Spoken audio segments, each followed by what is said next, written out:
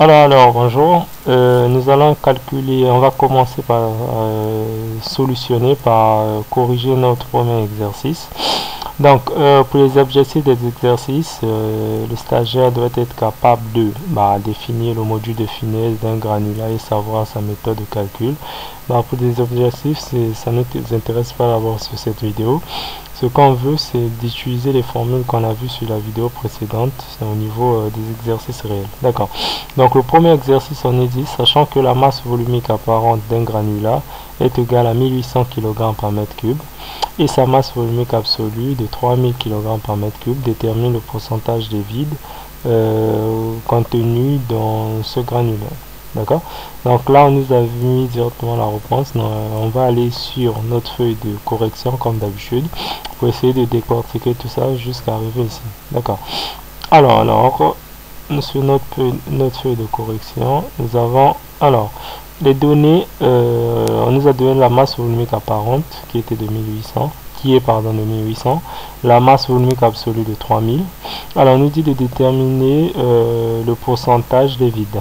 Donc d'abord la capacité, avant de déterminer le pourcentage de vide, parce que le pourcentage de vide, on doit trouver d'abord, on connaît une formule pour calculer, une formule qu'on utilise, la masse volumique apparente et absolue, donc c'est la formule de la capacité.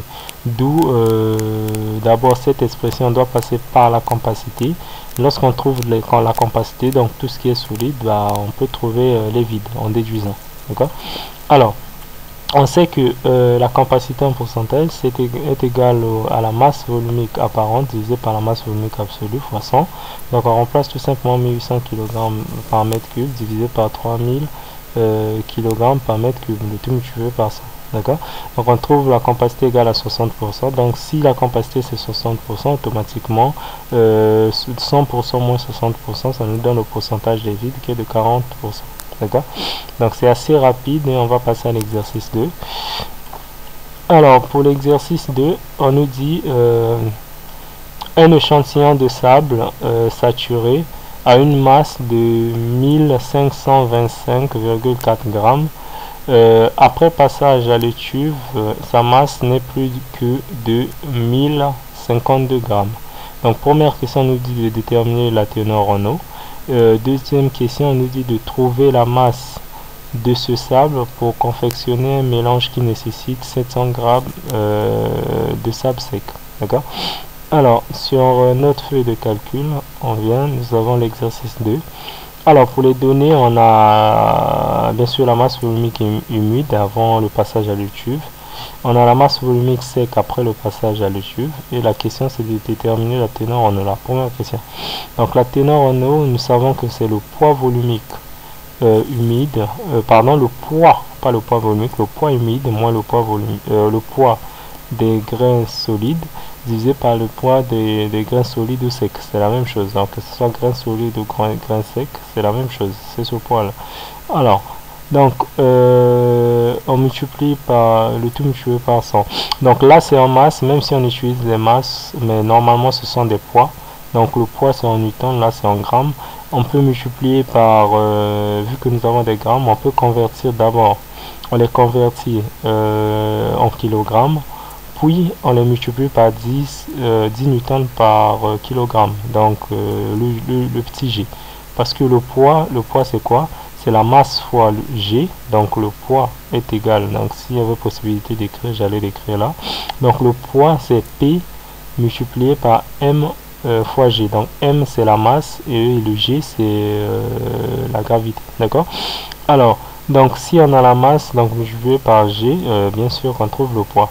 Donc là, vu qu'on a les masses en grammes, on les convertit en kilogrammes, puis on multiplie par le G pour trouver des poids. Et ça va nous donner la même chose, c'est 45 degrés. D'accord. Alors, la deuxième question, le B, on nous dit de trouver la masse de ce sable pour un mélange qui nécessite 700 grammes de ce sable, du sable sec.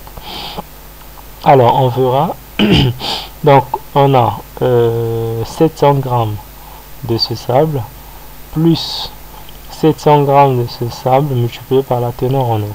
Donc on trouve 1015 grammes. Tout simplement parce qu'on nous dit de trouver la masse de ce sable, donc de ce sable qu'on a déjà, pour confectionner maintenant un mélange de 700 grammes.